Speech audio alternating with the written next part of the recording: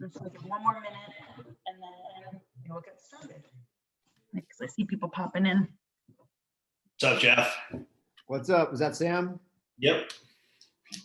Did you get Joe in the water at all this week?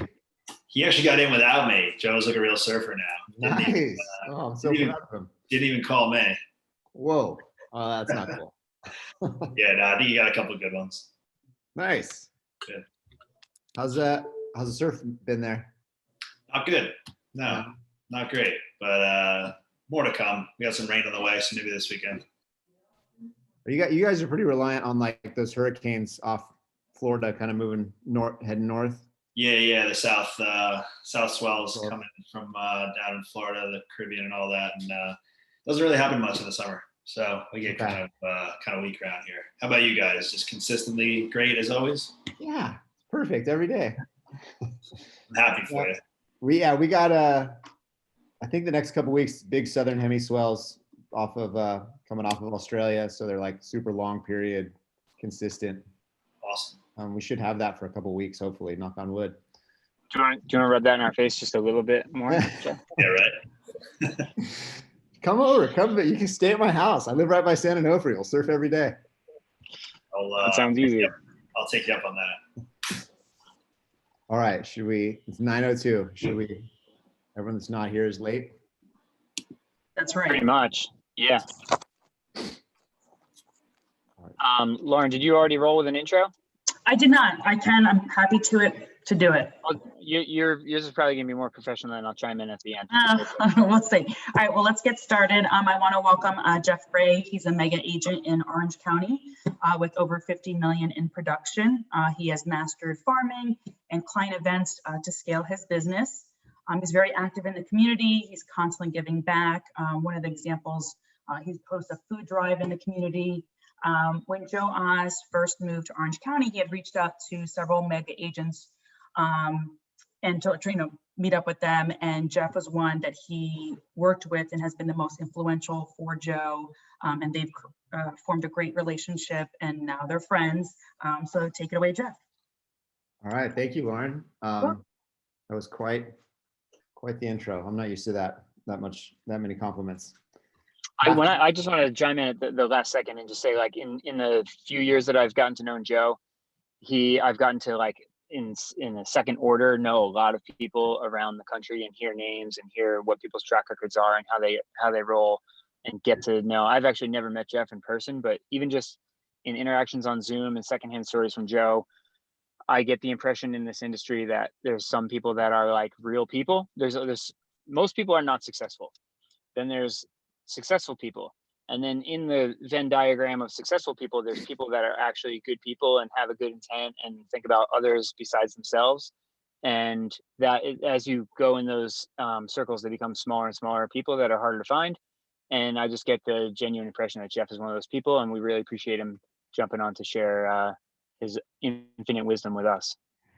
So take it away, Jeff. Thank you. Thanks. I have the same feeling. You and Sam and Lauren, I've gotten to know you guys a little bit through Zoom, and yeah, it's a really good group of people. It's incredible that we're aligned on different sides of the country, but I'm really stoked to be part of this group. So I appreciate that. All right, I will get started on what Joe asked me to share today, was on farming and my experience with farming and how I had success with it. And so the 50 million they're talking about was in 2020. Our production was $50 million in volume, and I'd say over 90% of that came from the farm. So I've had my license. To give you a little bit of background, I have a restaurant business background. I was in the restaurant business for 10 years before getting my real estate license, managed a nightclub in Portland, Oregon for many years, kind of a rock venue place, and then decided to settle down and got a job with the Cheesecake Factory, managing with the Cheesecake Factory, and was with them for several years. But that settling down, there's no settling down in the restaurant business. It's still, work all night, sleep all day, long shifts, very little compensation. I was very passionate about the restaurant business, but I had 3 kids at home, and I just couldn't provide for them at the level I wanted to. Working in the restaurant business, as fun as it is. So got my real estate license, my first move to figure out what to do was a business mentor of mine told me to call 20 agents and give them my backstory and ask them what they would do if they were me. And one of the guys who I trusted very much suggested farming, and it just made a lot of sense to me. I grew up in a community with a very consistent farmer named Valerie Torelli, and she was like a celebrity in my neighborhood. She did a snow hill in the park in the winter. We got pumpkins on our doorstep on Halloween. I got a little tree on Arbor Day. I planted it in my brother's yard and it ended up growing. He had to rip it out because it almost knocked his house over. Like, Valerie Torelli was a celebrity in my neighborhood. So when that was suggested to me that I farm where I live, that made a lot of sense. I could see how just by, it was cool. I never met Valerie in my life. I met her now that I'm in real estate, and I was disappointed. She's not as awesome as she appeared, but that's another story.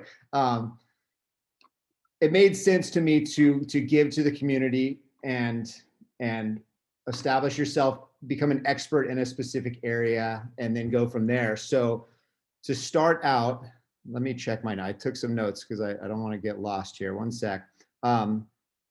The first thing I want to do is introduce everybody to me and let them know that I was in real estate. And the two ways that I did that at the very beginning were, one, I called all my friends that lived in that community. I happened to live inside the community where I farmed, and I sent them all a letter. Once I got my real estate license and I had left the restaurant business, I pretty much burned the ships and just went all in on real estate.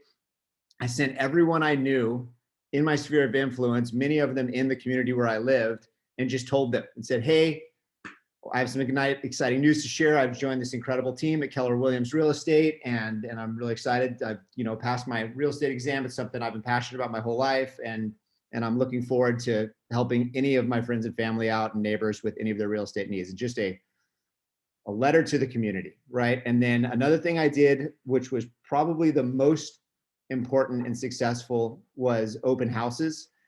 I did an open house every single weekend, sometimes both Saturday and Sunday, but at least one every weekend for the first probably 2 years in the farm. And I didn't have my own listings. So what I would do is I would start with the center of my farm, which was about 500 people geographically, 500 rooftops. And I would call every listing in those 500 rooftops that was listed at the time and ask them. And I would not want to present myself as a listing agent. I would always call and say, hey, I'm a buyer's specialist that happens to live in the community where your listing is. I run a really professional open house. I'd love to hold it open for you. I'll give you a full report at the end of the open house you can share with your clients. I'll promote it on social media. I'm kind of forget my script now because I haven't done it in a while, but it was basically making them confident that I am going to turn off every light, lock every door, keep the place clean, deliver them a report on how much traffic they had at the end of the open house so they can share with I want to make them feel like they're doing a service to their clients and give them that report at the end of the open house makes them feel like they can then share data with their client and make them feel like they're leveraging other people and being successful. So I would start making calls within my farm. 7 out of 10 times I would get a open house in my farm, but 3 out of 10 times I wouldn't. I'd have to move outside of my farm to find an open house. And when I did that, my open house signs would still start in my farm. Sometimes my open house signs went 5 miles from my farm, but that first open sign was at that major intersection in my farm where everyone in that community would see my sign, even if I was 2 cities over. It was a little ridiculous. If they realized that turn left here meant they were going to go down a highway for 15 minutes before they got to my open house, but no one, that wasn't the message I was trying to send to my farm was, hey, I'm doing this every day. I'm a professional. You see my name, there's my name, my phone number. And I wanted to remind everyone in that community every day that I was active in real estate, whether I was doing an open house in their community or one nearby. Another funny thing that happened with the open houses when I was getting established is I'd be walking my dog and someone would say, hey, we saw 11 Pampanas sold. Great job. We're so stoked for you. And I would be like, oh, that wasn't my listing. I was just holding it open for a partner of mine. And they're like, well, whatever. That's awesome. We're so glad you got it done. And I'm like, no, it's not it's not my listing. I'm just was helping out. I didn't represent the buyer or the seller. And they're like, well, that's so cool. We're so stoked for you. Congratulations. Like, they just didn't understand. Like, I was trying to talk them out of believing that I sold a house, right? But people's perception was Jeff held 11 Pompona open and now it's sold, right? And his signs are up every single weekend. I wasn't making any money on that, right? Like, I was pretty much broke for the first couple of years, but the mind share that I was getting in the community was getting stronger and stronger and stronger. Like, Jeff works his ass off. He's out here every weekend. Those houses sell eventually, so that perception of the open houses in my farm was huge.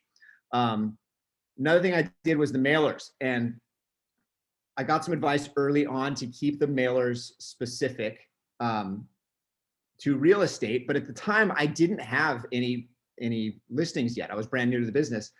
So, the market reports just look boring to me. So I strayed from that advice, and I did some of my first mailers. I wanted them to have some shelf life. So I did things like, at the beginning of football season, I did the Rams schedule on one side and the Chargers schedule on the other, because we're kind of in at the time, the Chargers were in San Diego. We're right in between those two teams. And so that had some shelf life. People would put them on their fridge, right? Oh, I got my football schedule here. And then when baseball season started, I do the Angels on one side, Dodgers on the other side of a postcard, brought to you by Gray Real Estate. Just give them little postcard sized calendars of things that they would want to hold on to, hopefully. Eventually I started doing notepads, because they also have a great shelf life. You guys, the Joe Oz group commandeered my design on the notepad, which I love. And the notepad's crazy. That, like, I know why I've been getting notepads from realtors my whole life. Nobody throws those away. Everybody writes their shopping list on them. Joe was walking his dog in Orange County, and he saw one at the park. He took a picture of it. He's like, look, there's a lady sitting on the towel with her baby with one of your notepads. Like, they're everywhere. They have that shelf life that you want from mailers. So those were some of the things in the beginning that I did just to kind of get established, let everyone know, I wanted people to start associating my name with real estate in that community and kind of get those weekly, daily reminders. So that was kind of the getting established phase of my farm. I always hate it when no one stops for questions in these. So I'll stop with the getting started phase. Does anyone have any questions or anything to add to that part of farming? I do. Yeah. Jeff, sorry, I don't want to cut you off, Sam, but Go ahead. who were you mailing to? Like, what database, and how did you build that up as over time? Like, for the postcards and the schedules and stuff like that, like Sure. What was the list? So the list was geographically, I chose 500 homes. That was suggested me to start small. So I picked the 500 homes around my community. I got in touch with my title rep, and we kind of just drew a map around the neighborhood. And I said, here's the addresses I want. Can you get me all the names and addresses for these? And he got me those. As my community now, the city that I live in it's kind of small. It's probably 3,000 homes, 3,500 homes now. And I've tried to grow with it. It got a little bit too big for a mailer. But as I'd get listings just outside of those 500 homes, I'd add those streets to my farm and grow it from there. So the list I got was, I just basically drew a pencil around a map of the places where I wanted to sell houses, and then had my title rep help me get the names and addresses. And the campaign, the reason I was mailing, the schedule I was following was part of the 33 touch from the Millionaire Real Estate Agent, which is, you got to touch, your name and real estate have to enter people's minds. At minimum at that time in 2000 was 33 times a year. Now it's more like 60, but that's the schedule I was on, was trying to hit that number of, at least once every 3 weeks to a month, getting a postcard in their hands is one of those touches. Does that answer your question? Yeah, it's perfect. The title rep is a great thing to get the thing from. Thanks. Yeah, Jeff, I wanted to ask about and sort of clarify the difference between the two things you mentioned at the beginning. You made the switch. You're a real estate agent now. You've got the 500 homes. It's your neighborhood that you happen to already live in. the first thing you're doing is calling those homeowners and making some sort of an introduction, or are you starting by calling and trying to get the open houses first? Or are you doing both of those? I'm terrible at dialing. I'd rather door knock than dial. So I never consistently dialed. So the phone call was more to my sphere when I did make calls, the people I already knew in the community. The cold introductions was when I'd get an open house, I'd knock on doors and invite the neighbors. And Right. I wouldn't take no for an answer, but in a friendly way. They would, a lot of people say, we're not interested. We don't want to buy or sell. And I was like, hey, it's a great way to get a sneak peek at your neighbor's house, how they decorated it. Like it's probably a similar floor plan to yours. Like maybe your wife wants to see what they did with the window treatments. Like just cruise by, I'll have cookies. Like it's not a big deal. And that was and one of the guys I said that to is still a close friend 5 years later. Like he was like, you're right. My wife did want to come see the decorations in the house. And he's like, that was a good call. So it was never really quite a cold introduction. It was more of like, use what you have in town. And then once you had something to say, the open house, then it was an introduction. Yeah. Cool. That's Exactly. great. So then next I wanted to, once I did that, I got my first buyer from a open house in the community. And now I actually and then I had an investor that I was blessed with a family member that wanted to buy a rental property, and I convinced them to buy on my farm. So then I had these kind of two deals right in the beginning. Now I had something to talk about. So then I switched my mailers to just sold. I had my own open house. No, not yet. I didn't have my own open houses yet. But then now I wanted to start establishing myself as someone who knows what they're talking about and someone who's real estate specific. Now that they know who I am, someone told me once, everybody you know can name 5 realtors that they know, right? And like, just because now I'm the 5th or 6th one doesn't mean they're going to call me when it's time to sell the house. Now, I had a manager at the Cheesecake Factory one time. I was pissed because I got passed up for a promotion.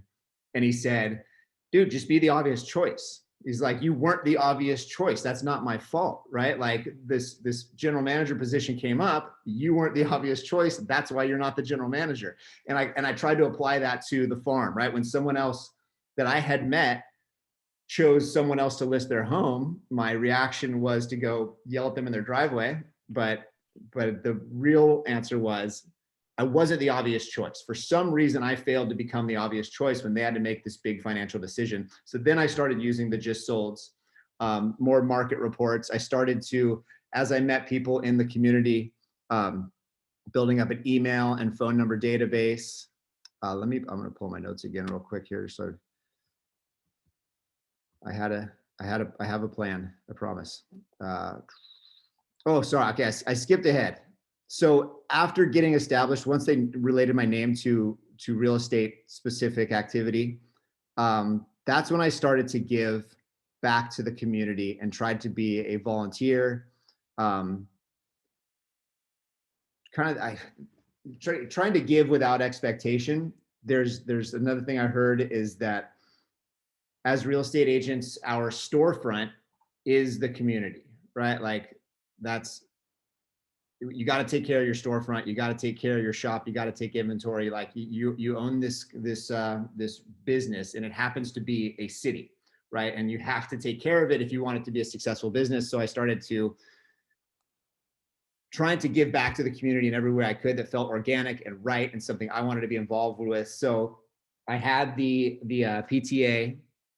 We had a brand new elementary school opening up, and my wife became involved with the PTA, which was great because then we had school dances, and I could get my names on all the napkins at the school dances by making a donation. Or the yearbook at the school, I get my banner in the back of the yearbook. And one of the ones, I just got a come list me call for this banner. I'm going to share it with you. This is one that I done. So this banner is, let me shrink you guys. I don't know if you can see you guys. So this is Essentia K-8 is the name of the school. PTSA thanks Gray Real Estate, proud supporter of our Hawk families and neighbors. This is a banner that's 4 feet wide, 3 feet tall. It's at the entrance where everyone drops off their kids, and it's at the back gate of the school. I got a call about a week ago, and someone said, I was like, oh my gosh. And they're like, yeah, Jeff, we heard about you in the neighborhood. I was like, please tell me where you heard about my business. I want to say thank you to them. I want to, reward the people, or I don't think I use the word reward, but I wanted to show my gratitude for people that are saying nice things about me. He says, oh, one of the neighbors down the streets is friends with your wife, and I see your banner every time I pull into the kids. So I know you give back to the community. And basically it was the banner that is, his neighbor said, oh yeah, you should use Jeff. And he knew who I was because of that banner. So it was a great way to, babe, you can't yell at the dog while I'm on a Zoom.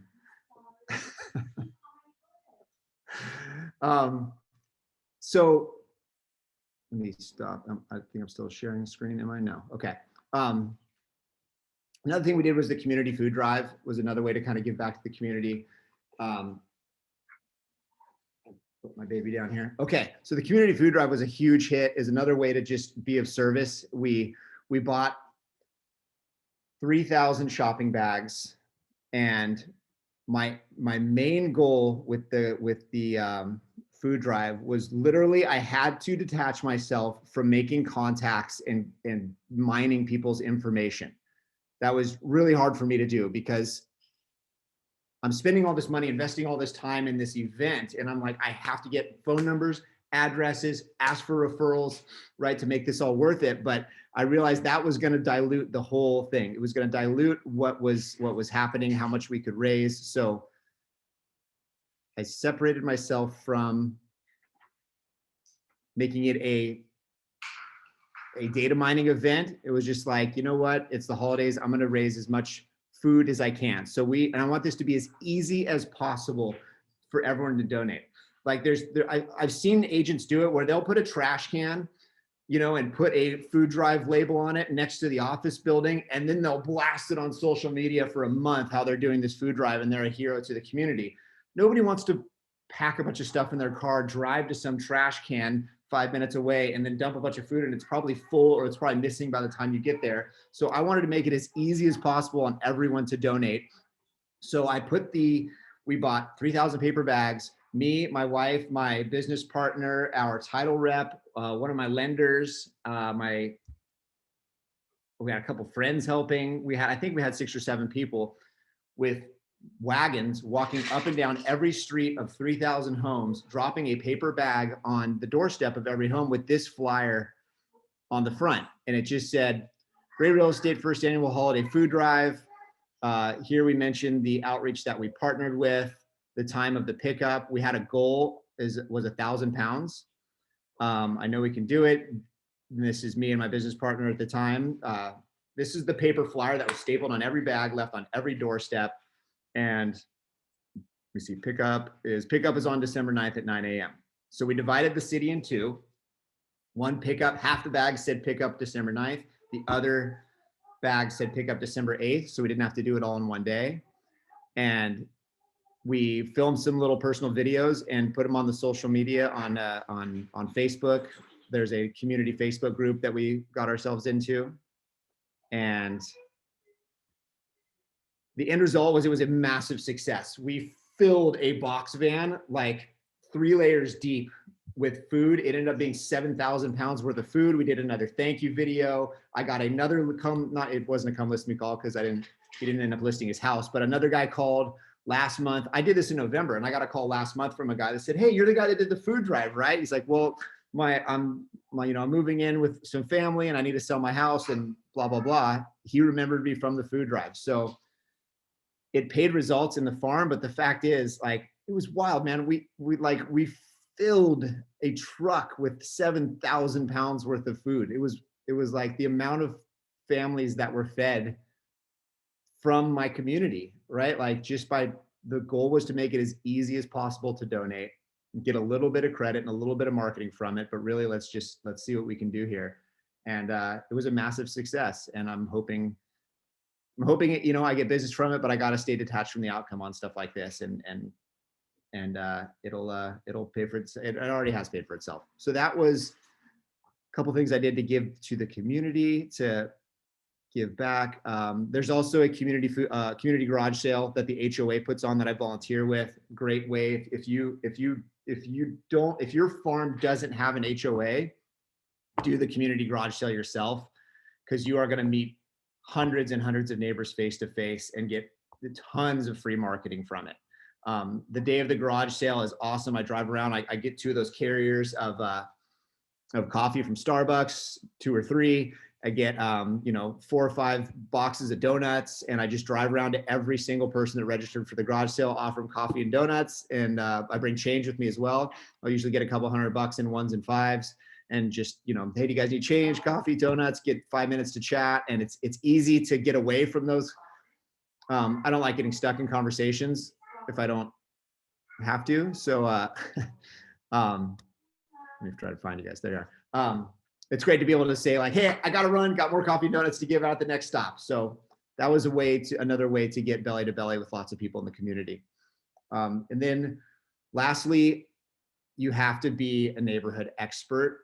And once I started getting listings in the farm, every listing video, every flyer, every social media post, every door hanger, every door knock, it all is establishing my brand as, hey, we take this seriously. If you list your house with us, we are extremely professional. We're going to work our asses off to sell your home, and we're going to do everything we can to be the best. There's no one that you could hire that's going to have a better listing video than us. That's going to have a better flyer. That's going to have more social media posts. It's going to have more open houses, better signage, everything. Like that, you cannot beat me, right? Like that's my attitude. If someone starts beating me at something in the farm, I freak out, and I figure out a way to do it better than they are, because I have to be able to say with confidence that, yeah, if you pick me, no one's going to beat me on any of this stuff, any marketing, any professionalism, anything. Another thing I've started doing, I've just started this last week. I wanted to show you, because listings are so suppressed in the community, and that was such a huge part of my marketing. I've had to find ways to stay in front of my farm as the neighborhood expert. So I made this video and I posted on we have this kind of loose, sorry, I'm kind of rambling. The social media, the Facebook group in Rancho Mission Viejo is called Rancho Mission Viejo Say What You Want. And it was started by a guy who was sick of people censoring people on social media. So he's like, I'm going to start a neighborhood page where anyone can say whatever the hell they want. And it's wild. It's people taking pictures of dog poop, like people, there's a pardon me, ladies, for saying this, but there's a dildo bandit in our neighborhood that just will go to the roundabouts and leave a giant dildo just sitting on the street corner, and people take pictures of it. They think it's hilarious. And like this Say What You Want page is wild, but it's also a great place. Like someone loses their dog, or someone's missing a package, or someone wants to, hey, we're meeting at the park today for a play date. Like everyone's on Rancho Mission Viejo Say What You Want. So just thinking out loud here, if the community you're farming in doesn't have that page, dude, start Wanamaso Say What You Want, and just let this is for neighbors only. This is for, you have to show me electric bill to get in. This is for neighbors only. But once you do, you are completely uncensored. As long as you don't get like hateful or racist or something, like you're going to be able to say whatever you want here. And it's been wildly popular. And on that page, we have Business Mondays. And Business Mondays, anyone that has a business in the community is allowed to pitch, because we don't want it to be advertising all week long. So I had to find a way to stay in front of my people. So I started doing this. This is my very first one. So hopefully this is as bad as it'll ever be. But this is the video I did on last Monday. And I'm going to do this every week while listings are low and I don't have the opportunity to post listings. I'm going to do stuff like this. This is a 2-minute video. I'll just play real quick. Hi, welcome to the Rancho Mission Viejo Real Estate Market Snapshot, where every week I'm going to bring you a quick update on 4 categories here in our community. 1, our current supply. 2, our neighborhood demand. 3, the average price to buy in our community. And 4, a little bit of community news. So hopefully you find it interesting, maybe even a little bit useful. And with that, let's get started. All right, first up is supply. Right now in Rancho Mission Viejo, there are only 8 active listings. That is extremely low for us because all the builders are sold out. the homes that do go on the market are selling so quickly, we're experiencing historic low inventory, just like many other parts of the country. Next up is demand. One of the simplest ways to measure demand is the days on market. That's the measurement of time between listing the home for sale and accepting an offer and putting it into escrow. So right now in Rancho Mission Viejo, the days on market is 13 days. If you compare that to 2 years ago, it was 49 days. So historically, we are at an all-time high. Demand is extremely hot for Rancho Mission Viejo. Number 3, average price to purchase in Rancho Mission Viejo. Right now, over the last 6 months, the average price for a home, including condos, Gavilon, single family homes, big and small, the overall average is $912,000. If you compare that to 2 years ago, that's 18% higher than it was then. So long story short, homes are appreciating in Rancho Mission Viejo, and there's no signs of that stopping anytime soon. Last up is a little bit of community news. I think the big news this weekend was the soft opening of Frisbee Brewery over at the Las Patronas Business Park. Family-owned small business, go check them out. I don't know if they're serving food yet, but I'm going to stop by sometime this week. They're continuing their soft opening at 3 every day this week. So go check them out, support local, and hope to see you soon. Have a great week. Okay, so that's a way I just started to do something a little bit different. Wanted them to think of me when they think of real estate, wanted them to think of me as a neighborhood expert. And I just wanted to stay in front of people, even though I'm working with a lot more buyers and leases right now than I am actual listings. I have to maintain that mind share. So That was awesome. Thanks. So that's my spiel. I think the 2 biggest things I would say is that you just have to continually remind them who you are, and then be the obvious choice would be my snapshot of what to do if you want to farm a community. You guys have any questions? Jeff, did you use that anywhere else? Obviously, it's pretty specific, like to that page you were talking about, say anything, but did you social media, did you put that out like publicly, or really just keep that for that one channel? That one right now is for that one channel. I'm thinking about, I should probably get a YouTube channel specifically to Rancho Mission Viejo. So if someone did search Rancho Mission Viejo, they'd find that, and then it would go from video to the next video wouldn't be me talking about something that had nothing to do with that, right? It would go from that to a listing in that community to maybe another market report, like, the next suggested video thing. I think YouTube would probably be another good place for that. But to answer your question, no, I just made that specifically for that one Facebook group. That's for that one. Okay. And then do you put that on your real estate page as well, or no? No, just in there. Yeah, I'm ramping up on video right now as we speak. I'm taking Kyle Whistle's class on video right now, and there's a lot of channels there that I could be doing that I'm looking forward to getting involved with. But the extent of my videos over the last couple of years has been listing videos. I do a market update in my email that goes out twice a month. So that video is a last 2 weeks, here's the news in the market in all of Orange County, right? And that goes to my sphere of influence and everyone I have an email address for, which 5 years of having a farm, 75% of the email addresses I have now are within my farm. How many people are in your email database for that? That one is approximately 300. Okay, wow. Yeah, and that's, that email list started with my wedding invite list. It started with I called my parents and hey, can I have the Christmas card list? Like my database started with the sphere. It ended up being 100 people between everyone I had ever met and had a contact info for, everyone my parents had ever met, right? And my wife had ever met. And then it built from there. Every open house, every campaign, every listing, every, coaching the soccer team, whatever, it just kept adding chunks to it. And now it's up to around 300.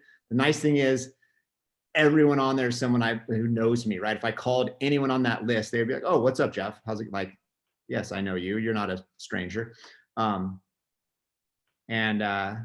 Because of that, my open rate on the email is I think I have 35% open rate with the same click-through rate. That's massive. Yeah. So yeah. Well, if you, I know people that do email marketing campaigns and like they're pumped on like 1 or 2% conversion. They have a huge database, but they're like, if they get 2 or 2.5% open rate, they're pumped. Yeah. Which is probably the same numbers I'm getting. They're just sending it to thousands of people, right? But it's a much smaller percentage. But yeah, mine's 35% average open rate and the same on the click-through rate. But like yeah, but if you layer on the fact that they know you and you probably call them or they see your sign outside the middle school and all those things all at once kind of add up. The one of the takeaways for me from this is when you're like, real estate, your storefront is the community. Like the community is a very nebulous thing, like it's out in public. Nobody really owns the community. You can't control it. You can't it's hard to put a sign on it. So it's like all these little things that it's one of the weird things about real estate, but it is what it is. Can you guys do open house directional signs in the place where you farm? Oh yeah, ours look like like Joe Oz is a pizza shop. Nice. I think it's because the California signs are required to be a certain color, like green, red. Yeah, ours are. But when you put that when you put that in New Jersey, it looks like some stereotypically Italian pizza shop sign. That's funny. But those are, so my brother's in the car business, right? And at one time he bought a billboard on the 55 freeway for his dealership. And it was $100,000 a month to have that billboard up. And like when I drive, after I put up all my open house signs and I drive to the neighborhood, I feel like I feel like I'm stealing. This is crazy. I have little mini billboard. I have 25 mini billboards in this community right now. And I didn't pay for 1 square foot of that. Like it's such a huge advantage to do open houses and put your little billboard up like that. That little drive-by sign is powerful to people's mind share on who's the agent that works in this neighborhood. So that I mean, I want to go to an open house right now just talking about it. Like I need my signs up there. Those signs, like that, with the pandemic and not being able to do open houses for a year here, it was like I gotta say, like coming into real estate and like it has like a perception about it in general. People think of it as like, one step above a used car salesman kind of thing. And like I'll if I'm gonna tell on myself, like when I put those signs in the ground, it's like there's an ego like humility to like getting out of your car dressed nice but in the wind, like getting garbage blown against your legs while you're like putting the thing in. Like I feel like I'm like, what have I done with my life when I'm doing the yard signs in the wind and the rain and shit, and I'm like, I am such a loser. But if you can get past that, it's a huge hack. And that's why this industry, for if you don't have an egotistical thing, or if you can get over your ego and the fact that it's like, oh, it's going to extend the time that I'm doing this thing for, if you're smart enough to see how it's connected to like something 4 months from now or 6 months from now, and you're like getting free marketing as opposed to, doing a menial job on the side of the highway or whatever, like what it feels like while you're doing it. It's really a powerful thing. So like, I mean, let's just say that the local pizza shop, or I don't know, a car dealership, they would probably pay 10 grand to have their signs laced throughout the neighborhood, right? Like that's a huge value. So that would help you help people shift their mindset. You realize you're putting up a billboard for free. And if a local business, let's say, would even cheaper, let's say they'd pay 5 grand to have that advertising up for a weekend in a neighborhood. So it's 5,000 divided by 25 signs. You're getting $200 worth of value every time you stomp a sign into the ground. You get out of your car. Right. It's not a minimum wage activity, and that you're right. That mindset can get to you. But if you think of it like that, like this is not a minimum wage activity. This is an incredible point of leverage for my business to be able to put up a billboard on this corner where probably 200 people are going to drive past it in the next hour during my open house. Right. Can I add something? Yeah. Yeah. So Absolutely. I love what you said about, like, I'm a mom in our town, in our farming town. So before I even got my license, I remember I said to Joe, I was like, look, we have a dance recital book and we could put ads in the back. Any chance I can get my business card before I get my license so I can put an ad in the dance recital book? And I did. So I feel like leveraging that whole, like, the school stuff, the kids' sports, like all that stuff is, like you just said it. I didn't even know what I was doing. I was just like, okay, this is a good idea to get the whole dance mom, people to know what I do. So I just made notes on like all the things, like dance, gymnastics, whatever the sport is. Yeah, anything that you can either volunteer at or give money to that's in your community like that, it pays such. And I'm in the dividends. PTA, so I can do that too. There's a woman in our PTA who, like, I've never done business with her. I never asked her to be a referral partner, but if she hears someone is listing their house, she will fight them if they don't use me. She will literally like grab them by the collar and take them to the phone to call me. She's a bully for me. I think what you said, it's like, be the obvious. It's like, and I'm sitting here like on the deck with everyone who's at the beach club, and guess what? They know what I do because I do it on the deck. That's awesome. They see me on this call. That's a great call too. If there's a Starbucks in your community or something, or like a coffee shop or something where you can work from with Wi-Fi, like I've done that before too. I'll go spread contracts out on a table at Starbucks and just work there for a couple of hours. And every time People say, "What are you doing?" Yeah, people from the neighborhood will say, like, "Hey, what's up? What are you up to, Jeff?" And I'm like, "Oh, yep. Negotiating deals." Yeah. Jeff, I have a question for you. Yeah, Sue. I want to start farming seriously now. I was not consistent. So to start with 500, do you suggest I start with my own neighborhood? Because my own neighborhood has very low turnover. It's not very low, like about 4. So should I start with 500? Target those homes that have higher chance for listing, mix it with another area, or just take the 500 with my own neighborhood? I'm an overthinker, so I don't know how to start that. Who's your title rep, Sue? I'm using a couple people right now, not a specific one, okay, to be honest. You know Ryan Raphael, right? He's in our community. Yes, I do. Yes. So Ryan comes from a much more pragmatic approach or data-driven approach to picking a farm. And one of the things he looks at, like you said, is turnover, right? Like how much is turnover? If the turnover is super low, don't bother.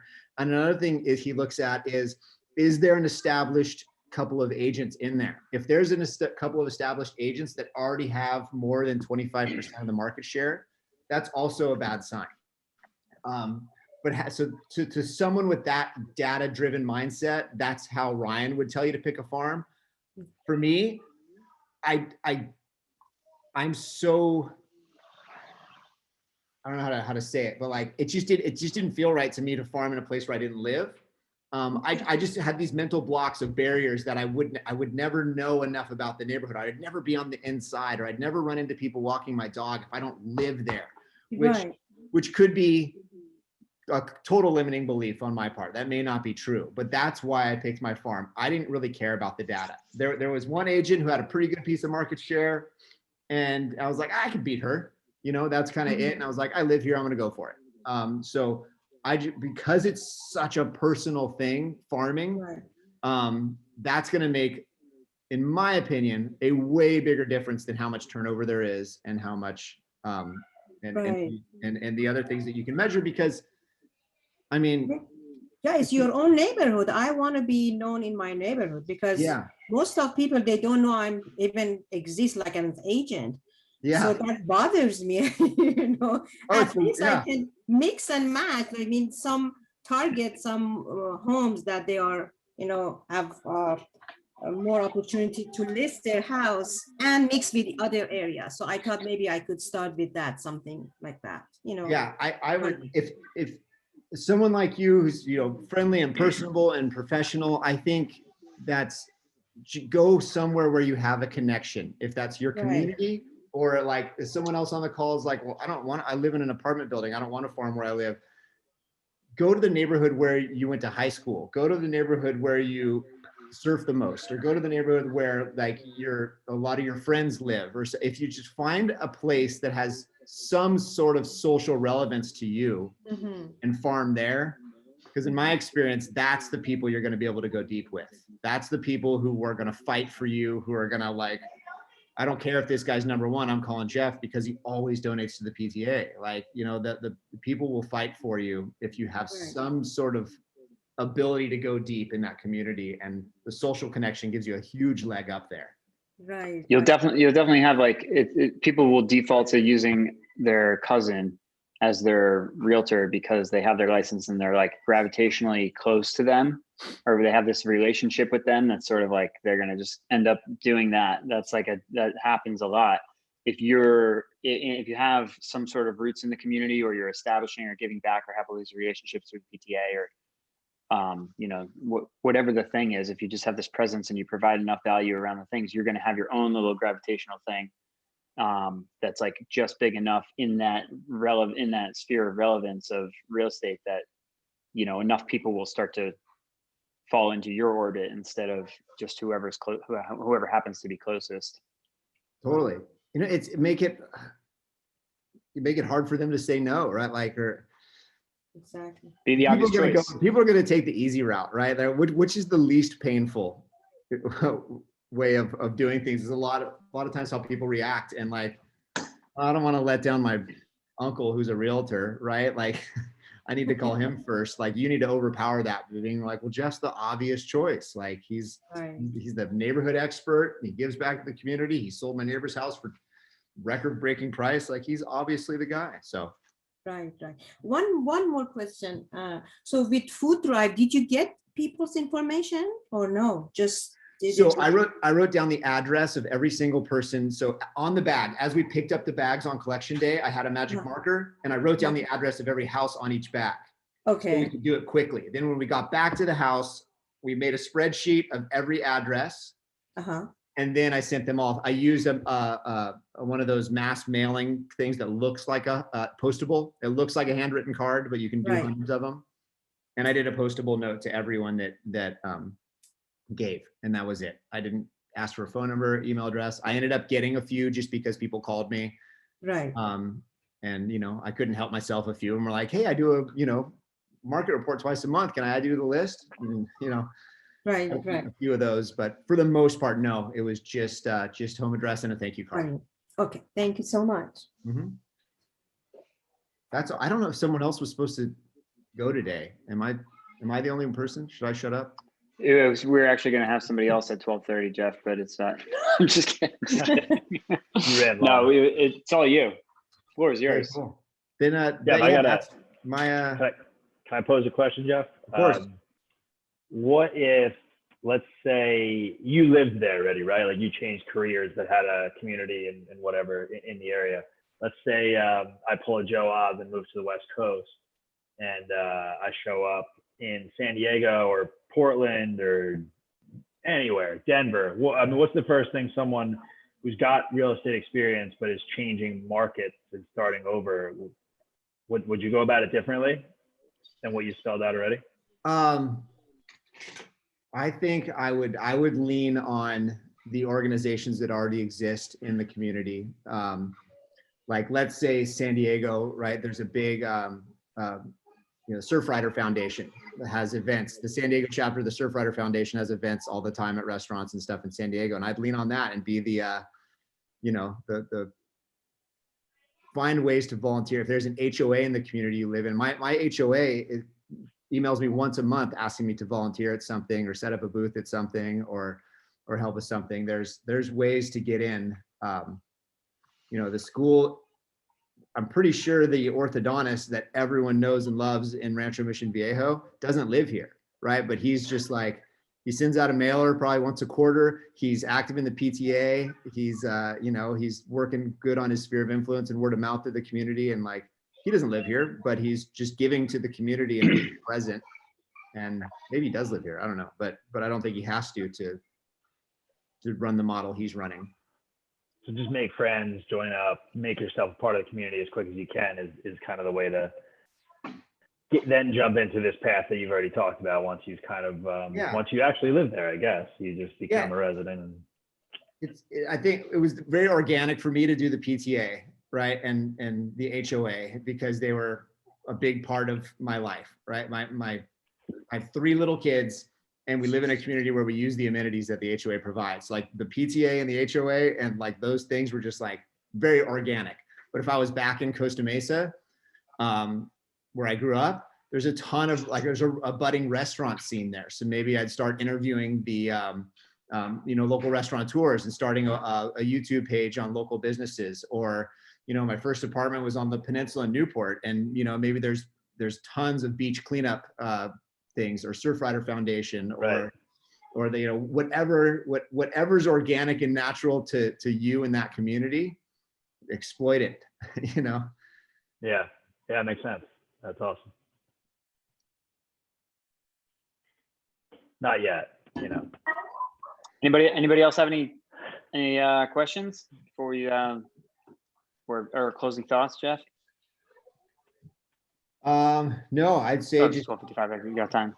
Yeah, I'd say, yeah, like I said earlier, the two biggest things, if you want to write down two things to kind of keep your activity or action centered, is you have to remind them regularly that what your name is and what business you're in.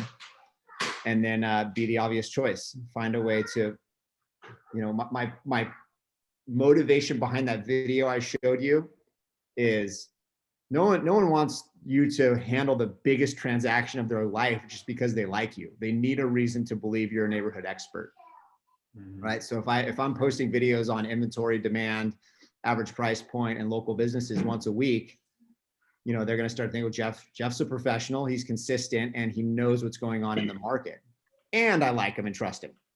So that's my angle is remind them who you are regularly and do things that'll make you the obvious choice. There's an agent in my community who does events constantly. He's on social media constantly. He does butterfly releases. He does water balloon fights and Nerf fights. He does like everything except real estate, right? His marketing, his presence, like in your face, is over the top.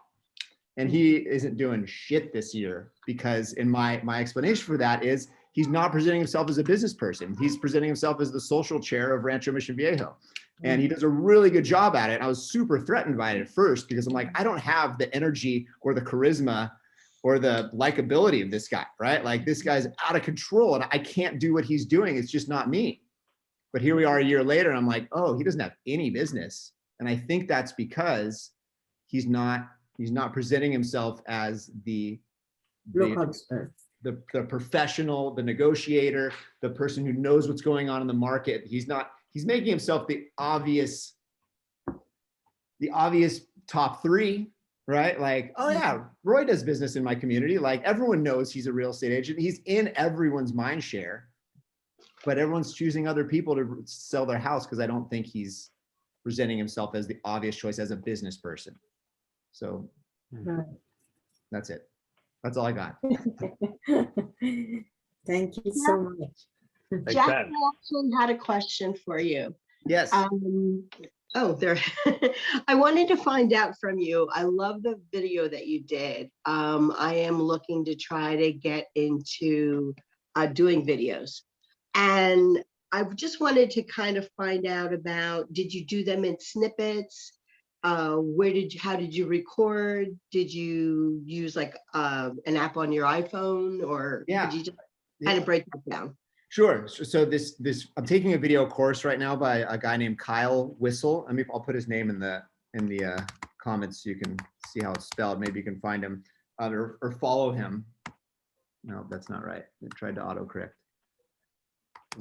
Now I can't remember how to spell it. Shoot. We can have we can if you email admin@joehousegroup.com, we can get a link to that course to you. Save Jeff from trying to fetch it right now.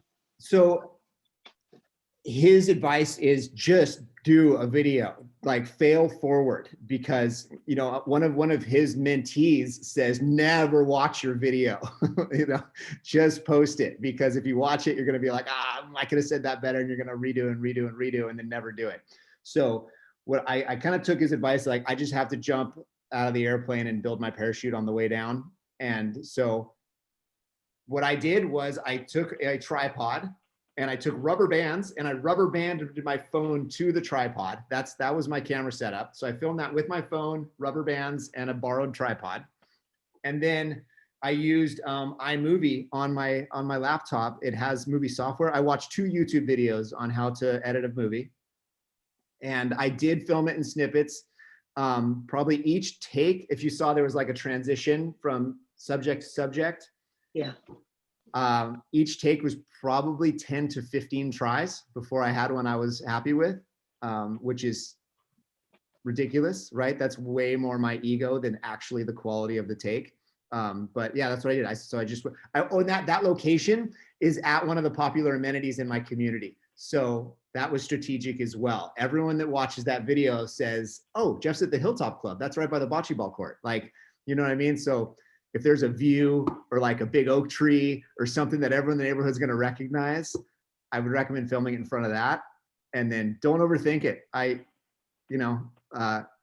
it, film it the best you can, edit it the best you can, and just post it. And if you're going to do it every week, it'll be so cool a year from now when you go back and look at your first video and be like, oh my God, that was so awful. Look how cool. I'm like, now I have intro music and I'm way better at editing and I'm finally comfortable on camera. Like, your awesome video isn't going to come for a year, right? But only if you post every week and film it. That's the message I've been getting from these guys that are really good at video. They're like, be consistent, do it all the time, do it, I'll post the garbage, do it, because another great piece of advice is if you have any friends, right? You're likable, right? If someone doesn't like you on video, they weren't going to use you anyway. And the type of people that do like you are going to like you on video too. So just be real. There is a percentage of the people that probably watch my video and we're like, oh my God, shut up. Can't hear another word out of this guy's mouth. But all the people that I do jive with that I haven't met yet are probably like, oh, he seems cool. I'd work with that guy. So like, there's a bunch of people that aren't going to like you. Screw them, because you got to find the people that will like you. So yeah, that's Thank you. You're welcome. Yeah, and just remember the I think it's from the MREA book. They're like, who makes a better clay pot? The person who has 3 hours or whatever it is, a week to make one perfect clay pot, or the goal of the whole week was to make as many pots as possible. The takeaway is that the person who makes as many as possible has the best pots at the end, because they corrected all their mistakes and learned faster. And yeah, you just kind of can't overthink it. Just think about how fast you scroll through everything in your Instagram or Facebook feed and how little attention you pay to it. And anytime that I ever think about putting something out there like that, I overthink it and I'm like, should I post it, whatever, like what are people going to think? And then you just start to remember, like, there's so many people that I still like on social media, even if I don't like what they post or I didn't like that one. Like, I don't hold it against them. It's just social media. There's a bunch of crap out there and you're definitely not the worst thing there. So just do it more and more and you're going to get better and better at it. I got a great piece of advice from someone on this. Amy Gregory, who's in our Fast Forward movement group. She said, if you're uncomfortable, start posting to stories first, because it's gone in 24 hours. You can post whatever you want on Facebook stories and Instagram stories, test stuff out. And if it hits, I love her, Jeff. She's the best. She's great. I love her. Joe turned me on to her. She's awesome. I might do her course. Yeah, you should just call her even. I want to. I called her once and she spent like 45 minutes on the phone with me. But I messaged her. Her advice was, in stories, you're going to find out what works too. Like, not only if it's garbage, is it gone in 24 hours? But if it's not, if it's something like, I wonder if people care about this, you'll find out, because you'll get likes, you'll get comments, like, and then if you get if you post something about the dog park and you get like 100 comments on it, like, oh my God, I need to do like a legit video on the dog park. Like, so I love the advice of, if you're nervous about doing video, post it on stories, it'll disappear in a day. That's great. Jeff, you're the man. Any closing thoughts? Not for me. That was great, Jeff. Yeah, Thanks, thank guys. you so much.